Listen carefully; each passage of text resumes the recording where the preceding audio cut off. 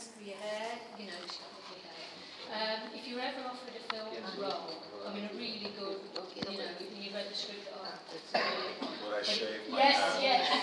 You've read that before. If it's a good part, sure. Sure, why not? I mean, you know, in Dylan Hunt, the hair was only sort of longish in the first season. It was pretty short. But for me, in the first season, it looked so short because I cut out 8 inches of hair. So to me, that still looked short to me. But the production company's like, oh, can you cut more of your hair out? And by the end of the first season, I had to agree with him. I said, yeah, he's a military guy. It should be a little shorter. So we made it shorter for the last couple of seasons. But initially, it was like, it looked short to me. Ya, le preguntan por el tema dependiendo de qué tipo de papeles. Pedro's got my hair. My husband's got your hair. Oh, yeah. Well, the old Hercules look, yeah. Le preguntan sobre el tema del corte de pelo, si se afeitaría la cabeza para hacer determinados papeles, incluso él dice que ningún problema porque bueno, son requisitos del personaje y el pelo le puede crecer en cualquier momento. En cualquier caso, por ejemplo, en la serie Andrómeda, el personaje de Dylan Hunt, Capitán Dylan Hunt, en las primeras temporadas llevaba el pelo más largo de lo que lo llevaba en la siguiente, era básicamente porque los productores se dieron cuenta de que estamos hablando de un rango militar, y un rango militar no lleva el pelo largo, lo tiene que llevar corto, y como se pudo ver en sucesivas temporadas, el pelo fue disminuyendo de tamaño. I mean, I miss the longer hair every once in a while. I do. I like that. I did. Echa de menos tener el pelo así. I miss it now and then, you know. I miss my body from back then. Echa de menos la Still looks good to us. Okay. Well, I still work out every day. I just don't lift heavy like I used to. I stopped doing that 10 years ago. So, but I mean, I've been lifting heavy since I was 15 years old through sports and stuff. But I mean, I'm a good 10 kilos lighter, 12 kilos lighter than my Hercules days. So, a little more down here. Next question. Yes.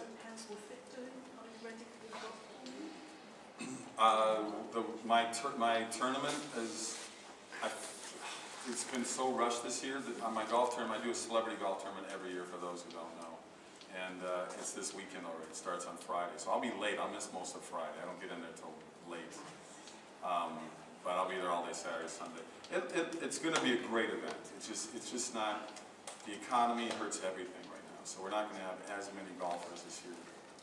And we lost a couple sponsors, which is a drag. But next year we're going to keep it in Los Angeles. It's just more simple. I'm just going to have it in my course there, and we'll be able to get bigger name celebrities because I've got a lot of guys that want to do it, but it's hard to everybody give up 3 or 4 days. We had Pesci, we had Costner, we had all those guys. They all dropped out, and I kind of knew they would because I know the schedules. So if we have a one-day event in LA, it'll be good. But it's going to be awesome. So, Doobie Brothers, you know, it's going to be great. Le preguntan por el torneo de golf que celebra Kevin Sorbo según se marcha de nuestro festival, empieza este viernes y bueno, que este año ha sido, pues la verdad, bastante frenético toda la organización del torneo, precisamente con la cuestión de la crisis, etcétera, pero que afortunadamente pues han podido juntar a una serie de celebridades del deporte allí para este torneo que es básicamente pues para recaudar fondos de caridad y bueno, que este año se hace en San Francisco, el año que viene esperan organizarlo en Los Ángeles y bueno, pues básicamente pues con la dificultad que conlleva pues juntar pues los sponsors necesarios para todo esto, pero está muy contento y que todo va a salir bien. We shall let home. Peggy? Do you have fun in filming your legs? And where? Your legs. Do you have fun in filming this? And which movie? Oh, Julie X. Julie X was a workout. It's not a slash movie. It's very violent. I'm very bloody throughout most of it. Half the time I'm sitting in a chair wrapped up in barbed wire and just being beat up. I call it a very strange love story. Yes. That's what it is. But the movie we can tell about that and I'll talk about the movie I just finished. Ok, está preguntando por Eddie le está preguntando a Kevin por Julia X, que es la siguiente película a estrenarse por parte de Kevin. Ahora se estrena precisamente en un par de festivales europeos bastante interesantes. Es una película en tres dimensiones y es una película que Kevin considera es una película muy violenta. Él hace de un asesino psicópata y entonces, bueno, pues, pero él la considera en definitiva una historia de amor bastante extraña entre el personaje principal y su personaje, donde, bueno, ahí pues hablamos de muchos elementos visualmente violentos como alambradas, trozos de alambradas, etcétera, que se usan en la película para determinadas secuencias y bueno, ya ahora nos va a contar un poco de la película. And what we shot, Julia X was shot in Louisiana. And we shot a lot in the bayou. And I was in a little and I was in a canoe, and the bayou is huge, and it's just water, trees everywhere. You got to work through the trees, and there's alligators everywhere. Cocodrilos por todos lados en los valles de Luisiana. Árboles, agua, pantano. Ahí fueron a rodar. It made you very nervous. There's one scene where I come up next to some trees where they're filming from up, a ways away. They had a long camera, and as I pushed off the ground below me, I pushed on top of the body of an alligator, and it was about a 12-foot, about a 3-4 meter alligator, and it just snapped up at me. Bueno, digamos que tenemos, una vez más, tenemos suerte de tener a Kevin aquí porque durante el rodaje se topó de bruces mientras remaba por el bayou con un caimán de aproximadamente 3-4 metros que le saltó directamente en el borde de la barca. Ahí.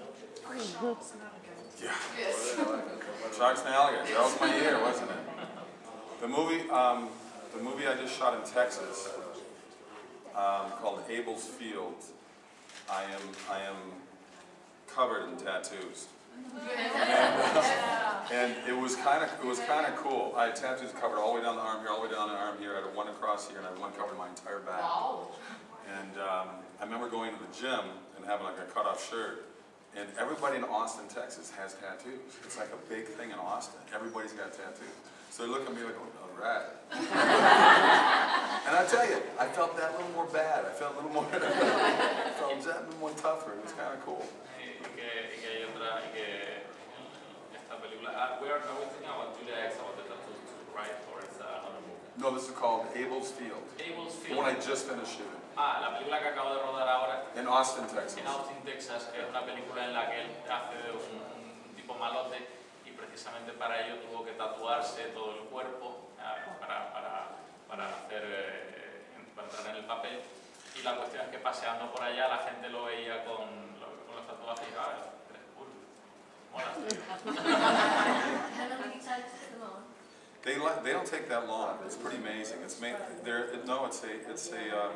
They wrap it around you with water and peel off like a little kid's tattoo.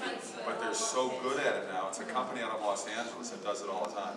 They've made it much quicker now instead of sprayed. And they last about 5 days of shooting. But they last pretty well. Then they start, from certain areas. And but it was pretty. It's amazing about the whole thing with makeup and how it can change your perception and how it changes the way you feel. Laurence Olivier always needed something. A nose, glasses. He needed something to act, which is interesting. I mean, I'm comfortable with who I am, so I don't need that kind of stuff. But some actors need disguise. Y eso, y que como esta caracterización habla de cómo estas caracterizaciones del personaje te cambian absolutamente la percepción de todo y te ayudan a entrar mucho mejor en el personaje. Entonces, bueno, todo esto de los tatuajes, las gafas y toda esta cuestión, pues realmente le permite transfigurarse en alguien que no es él. I said, Austin, Texas, where I call it the city of tailgaters and tattoos. Because when you're driving, you can be going 130 kilometers down the road. They're right on your butt. It's like they follow, when other drivers, they follow so close. It's crazy the way drivers. Tailgating? You know what tailgating is? Tailgating is when you're driving on the freeway. When somebody pulls up behind you so close, that could cause an accident. It's like, back up just a little bit. I mean, you could be fine. They're like right there. They're like, well, go around me. Está hablando de cómo la manera de conducir en Texas, donde todo el tema de los asuntos moteros a todo el mundo pegado. Y entonces, claro, es una situación bastante curiosa porque dice, no adelántame, no ayudan todos como en comité. Right at the butt. Jeez. Any more questions? All the actresses you work with, who's your favourite? I gotta say, Christy Swanson and What If was a blast. She was really wonderful to work with. She was, I worked with a lot of great actresses, and actors too, you know, so, I mean, it's hard for me to just, but that's just on the top of my head, her name came up first. She was good. Le pregunta a Jenny quién ha sido, cuál de